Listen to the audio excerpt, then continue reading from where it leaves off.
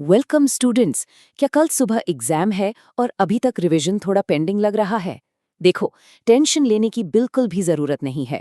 आज के इस अल्टीमेट रिवीजन सेशन में हम कंप्यूटर साइंस के दो सबसे high yield topics, operating systems और वेब टेक्नोलॉजीज को थॉरली कवर करने वाले हैं। ये एक rapid fire night before exam revision guide होने वाली है, जहां हमारा पूरा फोकस सिर्फ उन्हीं पॉइंट्स पर होगा जो एग्जाम में सॉलिड मार्क्स स्कोर करने के लिए सबसे ज्यादा जरूरी हैं। तो चलिए शुरू करते हैं। एक बार फटाफट सिलेबस पर नजर डालते हैं कि आज हम क्या क्या कवर करेंगे। हम OS architectures, process and deadlocks, memory management, web foundations, front end और बैक एंड के डिफरेंसेस और फाइनली फ्रेमवर्क्स और सिक्योरिटी पर बात करेंगे। ये सारे के सारे टॉपिक्स डायरेक्टली एग्जाम में पूछे जाते हैं। ऑल राइट, तो शुरू करते हैं हमारे पहले सेक्शन से, ओएस बेसिक्स और आर्किटेक्चर्स। यहाँ हम कंप्यूटर सिस्टम की सबसे डीप और इनविजिबल लेयर्स की बात करेंगे। तो सबसे बेसिक सवाल, ऑपरेटिंग सिस्टम आखिर है क्या? देखो, सिंपल शब्दों में कहूँ तो ये एक सिस्टम सॉफ्टवेयर है जो हमारे यानी यूजर और कंप्यूटर हार्डवेयर के बीच एक डायरेक्ट इंटरफेस का काम करता है। सोचो, बिना ओएस के हार्डवेयर जस्ट एक प्लास्टिक और मेटल का डब्बा है, राइट?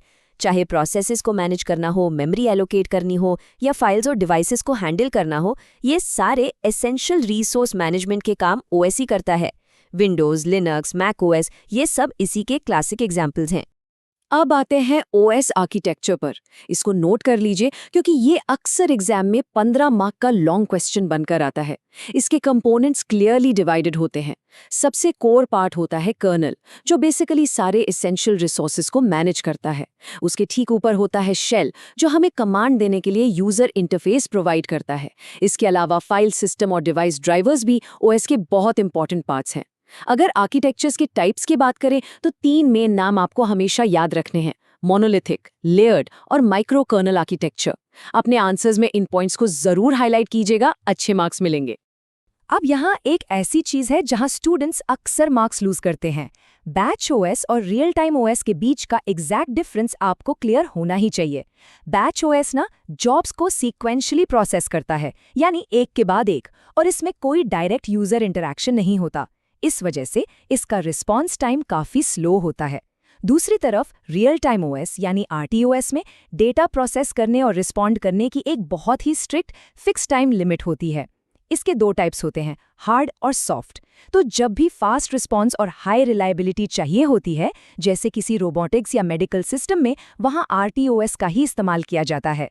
चलिए आगे बढ़ते हैं मॉड्यूल 2 पर, प्रोसेस मैनेजमेंट एंड डेडलॉक्स। और अब देखते हैं कि OS in multiple running programs को बिना क्रैश हुए कैसे हैंडल करता है। ये तो समझ लीजिए एक क्लासिक एग्जाम क्वेश्चन है। हर दूसरे पेपर में छप कर आता है कि डेडलॉक क्या है। ओके, इसको ऐसे इमेजिन कीजिए कि 2 गाड़ियां एक सिंगल लेन ब्रिज पर आमने सामने आ गई हैं। अब ना पहली गाड़ी पीछे जा सकती है ना दूसरी, और दोनों बस आगे बढ़ने का वेट कर रही हैं। कंप्यूटर मेमोरी में रिसोर्सेज के साथ भी ठीक वैसा ही होता है। बिल्कुल जैसे एग्जाम हॉल में 2 स्टूडेंट्स एक ही एक्स्ट्रा पेन फ्री होने का वेट कर रहे हों। लेकिन डेडलॉक ऐसे ही नहीं लग जाता। ये तभी होता है जब ये 4 स्पेसिफिक कंडीशंस सिस्टम में एक साथ सच हो जाएं। पहला है म्यूचुअल एक्सक्लूजन, यानी रिसोर्स शेयर नहीं हो सकता। दूसरा, होल्ड एंड वेट, एक प्रोसेस ने रिसोर्स पकड़ रखा है और दूसरे का वेट कर रहा है। तीसरा, नो प्रीएम्पशन, ओएस जबरदस्ती रिसोर्स छीन नहीं सकता। और चौथा है सर्कुलर वेट, प्रोसेसेस एक सर्कल में एक दूसरे के रिसोर्सेज का वेट कर रहे हैं। एग्जाम में अगर फुल मार्क्स चाहिए तो इन चारों पॉइंट्स को सीक्वेंस में लिस्ट डाउन करना बिल्कुल मत भूलना। तो अब इस प्रॉब्लम को सॉल्व कैसे करें?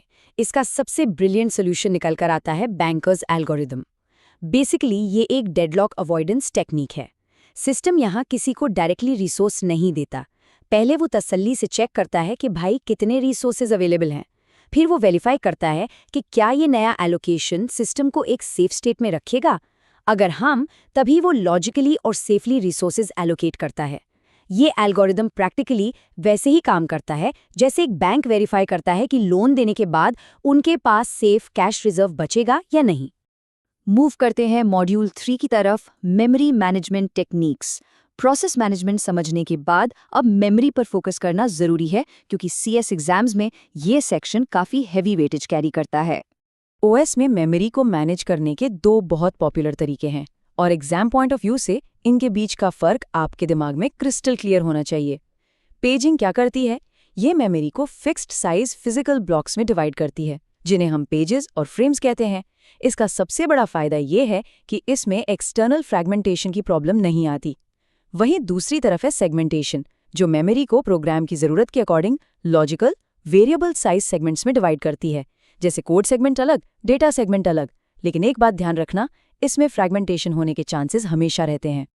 अब एक सिचुएशन सोचिए, क्या हो अगर प्रोग्राम बहुत ज्यादा बड़ा हो और सिस्टम की एक्चुअल फिजिकल रैम छोटी हो? यहीं पर वर्चुअल मेमोरी सुपर हीरो की तरह पिक्चर में आती है। ये टेक्निक क्या करती है कि आपके सेकेंडरी स्टोरेज को फिजिकल रैम के एक एक्सटेंशन की तरह यूज करने लगती है। इसकी मदद से लिमिटेड मेमोरी होने के बावजूद आप लार्ज एप्लीकेशंस को बिना किसी दिक्कत के रन कर सकते हैं और सिस्टम का मल्टीटास्किंग बहुत सी स्मूथ हो जाता है। चलिए अब आते हैं हमारे मॉड्यूल 4 पर, वेब टेक फाउंडेशंस। ओएस के इंटरनल हार्डवेयर और मेमोरी कॉन्सेप्ट्स तो हमने समझ लिए। अब थोड़ा गियर शिफ्ट करते हैं और एंटर करते हैं कनेक्टेड इंटरनेट की दुनिया में। देखो, किसी भी वेबसाइट या वेब ऐप को बनाने का अपना एक प्रॉपर स्टैंडर्ड लाइफ साइकिल होता है और एग्जाम में आपको इसी एग्जैक्ट क्रोनोलॉजिकल ऑर्डर में इसे लिखना है। सबसे पहले आती है रिक्वायरमेंट एनालिसिस, जहां हम बेसिकली ये समझते हैं कि वेबसाइट की एक्चुअल ज़रूरत क्या है। फिर आता है वेब डिज़ाइन, जहां पूरा लेआउट और यूआई डिसाइड होता है। उसके बाद डेवलपमेंट, जहां हम फाइनली एक्चुअल कोड लिखते हैं। कोड लिखने के बाद उसकी टेस्टिंग होती है ताकि सारे बग्स फिक्स किए जा सकें। और आखिर में होती है डिप्लॉयमेंट, जहां वेबसाइट को ग्लोबली सर्वर पर पब्लिश कर दिया जाता है। आगे बढ़ते हैं मॉड्यूल 5 पर, front end versus back end dev. Web development की फील्ड में काम और टेक्नोलॉजीज का एक बहुत ही क्लियर डिवीजन होता है। तो चलिए समझते हैं इन दोनों में क्या फ़र्क है। ये जो कंपैरिजन है ना, ये तो दिमाग में पूरी तरह से प्रिंट कर लीजिए। फ्रंट एंड का पूरा फोकस यूजर इंटरफेस पर होता है, यानी वो सब कुछ जो डायरेक्टली यूजर को स्क्रीन पर दिखता है, ये सीधा आपके ब्राउजर में रन होता है और इसमें बेसिकली HTML, CSS और जावास्क्रिप्ट जैसी टेक्नोलॉजीज यूज होती हैं। लेकिन अगर बैकएंड की बात करें तो इसका focus behind the scene server logic और डेटाबेसेस पर होता है। ये ब्राउज़र की जगह सर्वर पे रन करता है और इसके पीछे PHP, पाइथन या Node.js जैसी स्क्रिप्टिंग लैंग्वेजेस काम करती हैं।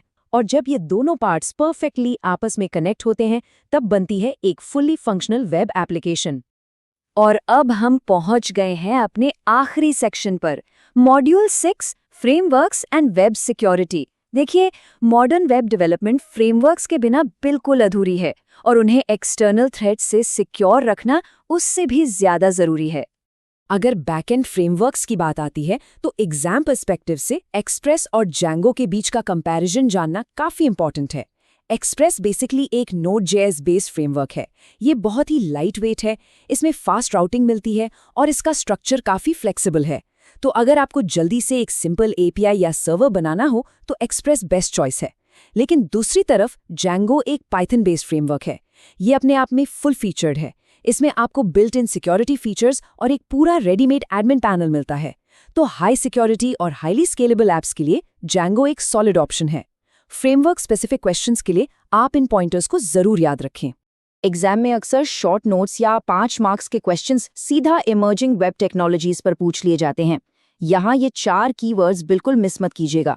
पहला, प्रोग्रेसिव वेब एप्स या PWA, जो वेब एप्स को बिल्कुल नेटिव मोबाइल एप्स जैसी फील और ऑफलाइन सपोर्ट देते हैं। दूसरा है AI, जो आजकल वेब में ऑटोमेशन और स्मार्ट चैटबॉट्स पावर कर रहा है। तीसरा, क्लाउड कंप्यूटिंग, जो वेब एप्स को फ्रीली और ईजिली स्केल होने का इंफ्रास्ट्रक्चर देता है। और चौथा है वेब असेंबली, जिसकी मदद से अब ब्राउजर्स के अंदर भी बहुत कॉम्प्लेक्स हेवी ड्यूटी एप्लीकेशंस चलाना पॉसिबल हो गया है। तो दोस्तों, इस रिवीजन सेशन को एंड करने से पहले मैं एक थॉट छोड़कर जाना चाहता हूँ। जैसे जैसे AI और PWA जैसी मॉडर्न टेक्नोलॉजीज बहुत तेजी से इवॉल्व हो रही हैं, आगे चलकर वेब डेवलपर्स और हमारे सिक्योरिटी सिस्टम्स को खुद को कैसे अडैप्ट करना होगा ताकि वो SQL इंजेक्शन और क्रॉस साइट स्क्रिप्टिंग यानी XSS जैसे पुराने थ्रेट्स के नए नेक्स्ट जनरेशन फॉर्म से निपट सकें। इस सवाल पर थोड़ा जरूर विचार कीजिएगा। मुझे पूरी उम्मीद है कि इस एग्जाम रिव्यू गाइड से आपके OS और वेब टेक के सारे हाई यील्ड कॉन्सेप्ट्स अच्छे से क्लियर हो गए होंगे।